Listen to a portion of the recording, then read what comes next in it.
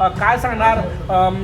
गेलं वर्ष काँग्रेससाठी फारसं चांगलं नव्हतं. येत्या वर्षभरात काय अपेक्षा आहे काँग्रेसकडनं, काय सांगणार? सर्वप्रथम मी माझ्या राज्याच्या तमाम जनतेला माझ्या वतीनं आणि काँग्रेस पक्षाच्या वतीनं मनापासून शुभेच्छा देतो. सगळ्यांच्या जीवनामध्ये सुख आणि समृद्धी प्राप्त होईल अशी मी माझ्या कुलदेवतेच्या चरणी पहिले प्रार्थना करत, आपण जो प्रश्न विचारला, मागचं वर्षसुद्धा हे काँग्रेससाठी पोषकच होतं. भाजपच्या बैमानीच्या समोर आणि जनतेच्या मताचा अनादर करणं हा भाजपनी जी मानसिकता बनवलेली आहे त्याच्यामुळे काँग्रेसचा पराजय झालेला होता. हे कोणालाही नाकारता येत नाही. मुख्य निवडणूक आयोगाचे जे उत्तरं आणि त्याची प्रेस कॉन्फरन्स आपण ऐकली तर त्याच्यातच बैमानी कशी झाली याचं उत्तर मुख्य निवडणूक आयोगाकडून आपल्याला मिळालेलं आहे. त्यामुळे हे वर्ष लोकशाहीसाठी पोषक असावं. हे वर्ष लोकशाहीसाठी पोषक ठरलं आणि निवडणूक आयोगाला सत्संग बुद्धी संविधान वाचवण्याची मिळाली आणि जनतेचा मताचा अधिकार जनतेजवळ राहू दिला तरच खऱ्या अर्थानं आपल्या लोकशाहीचं अजून ती बलाढ्य होईल, शक्तिशाली होईल आणि देश आपला बलाढ्य होईल. आणि म्हणून काँग्रेसचा पराजय नाही, हा बैमानीने केलेला पराजय होता आणि त्याच्यामुळे काँग्रेसला महाराष्ट्रामध्ये मानणारा मोठा वर्ग आहे आणि लोकांना अपेक्षित आहे की काँग्रेसच आता या महाराष्ट्रामध्ये सत्तेत यावं.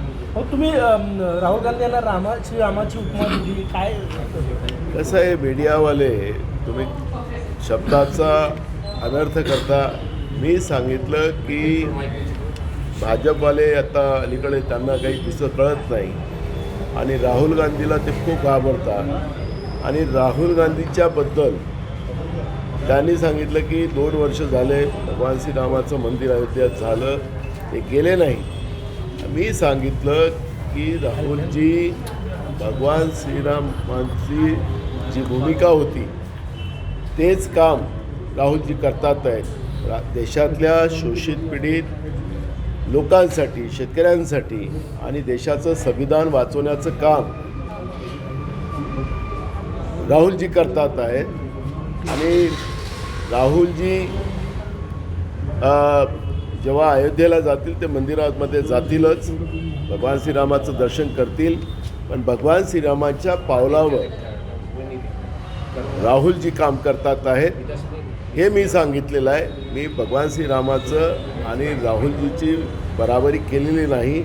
भगवान श्रीरामाचं काम करणं, त्यांच्या विचाराचं काम करणं हे बराबरी होतंच असेल तर मग नरेंद्र मोदींनी भगवान श्रीरामाला छोटंसं दाखवून आपल्याला मोठं दाखवलं होतं तर ते कुठलं हे रामभक्त आहेत हाही प्रश्न या ठिकाणी निर्माण होतो. भाजपमध्ये मोठ्या प्रमाणात बंडखोरी झालेली आहे आणि ती बंडखोरी शमवण्यासाठी आता स्वतः मुख्यमंत्री देवेंद्र फडणवीस सर्वांना फोन करतात.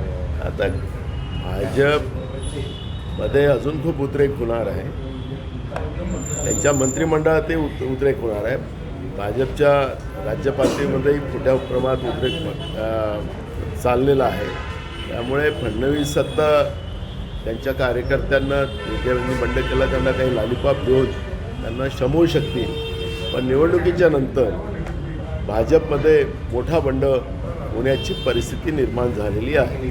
मुंबई महापालिकेच्या महापौराचाच विषय आहे, कोण व्हावं, उत्तर भारतीय, मराठी आणि खान वगैरे असं सगळं चाललेलं आहे. नितेश राणेंनी सुद्धा ट्विट केलं. मला वाटतं की भाजपनी या सगळ्या विषयाची चर्चा करण्यापेक्षा मुंबईला ज्या पद्धतीनं घाण केलं, मुंबई जशी विकली आणि महाराष्ट्राला महागाच्या आगीमध्ये झोकलं. आपल्याला माहितीसाठी सांगतो की पेट्रोल डिझेलची किंमत हे 30 रुपये 50 पैसे आहे मूळ किंमत आणि त्याच्यामध्ये राज्य सरकार 40 रुपये 50 पैसे घेते, केंद्र सरकार जवळपास 20 रुपये घेतं. असं करून या पेट्रोल डिझेलच्या किमती ज्या 100वर गेलेल्या आहेत त्या त्याच्यामुळे मोठ्या प्रमाणात महागाई आणि महागाईच्या आगीमध्ये लोक जगतात आहे. बेरोजगारी मोठ्या प्रमाणात आहे आणि बेरोजगारीमुळे आज राज्यातली परिस्थिती भयानक आहे. ही शहरातल्या निवडणुका आहेत, महानगरपालिका, आणि गेल्या 5 वर्ष महाराष्ट्रामध्ये ह्या निवडणुका झाल्या नाहीत आणि राज्य सरकार आणि प्रशासक यांनी ज्या पद्धतीनं महानगरपालिका मुंबई असेल, अनेक महानगरपालिका म्हणजे पिंपरी चिंचवड असेल, पुणे असेल, अनेक महाराष्ट्रातल्या नागपूर असेल, या सगळ्या कर्जबाजारी करून ठेवलेल्या आहेत. आणि मग या निवडणुकीच्या नंतर या सगळ्या लोकांवर पुन्हा कर्जाचा भार पडणार आहे आणि त्याच्यात महागाईच्या आगीत लोकांना जावं लागणार आहे. आणि म्हणून या निमित्तानं मी आपल्याला सांगतो की भाजप मुद्दामून हिंदी भाषिक, मराठी भाषिकांचा मुद्दा उपस्थित करून मूळ मुद्द्याला डायव्हर्ट करते आहे. जनतेच्या प्रश्नावर तुम्ही जा. आज तुमचं सरकार 11 वर्ष महाराष्ट्रामध्ये आहे.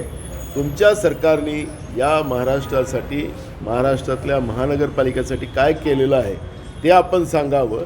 आणि कर्ज घेऊन लोकांवर किती कर्ज लादलं आणि त्याच्यात भ्रष्टाचार तुम्ही किती केला ते त्यांनी सांगावं. तेव्हाच खऱ्या अर्थानं दूध का दूध, पाणी का पाणी होईल. पुण्यामध्ये अजितदादा शिंदेशी बोलून युती करण्याच्या तयारीत आहे. आतापर्यंत विरोधात होते, आता निवडणूक लागताना त्यांना युतीची आठवण आलं.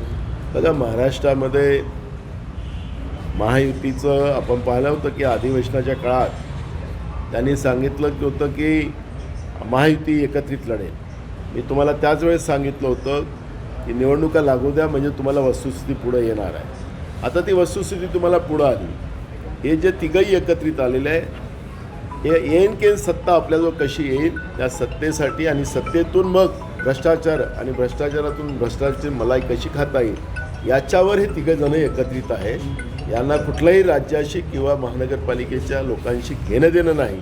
आणि त्याच्यामुळे मला असं वाटतं की यांच्या अलायन्सबद्दल बोलावं ते चुकीचं ठरेल. चंद्रपूरमध्ये विजय वडेट्टीवार यांच्या समर्थकांचे तिकीट खासदारांनी कापल्याची चर्चा आहे, त्यांची नाराजी आहे समर्थकांची.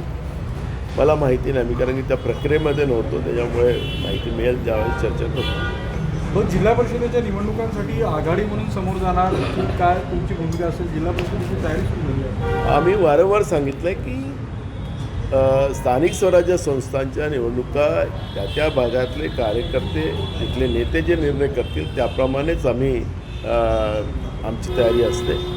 भाजपला आणि भाजपसोबत असलेलं अलायन्स त्याला सोडून आमचं ती भूमिका असते. त्याच्यामुळे एकदम स्पष्टता आमची आहे. त्याच्यामुळे कोणासारखं नाकाला जीभ पुरवण्याचं काम आम्ही करत नाही की आम्ही महाविकास आघाडी म्हणूनच एकत्रित लढू, असं महायुतीने केलेलं होतं.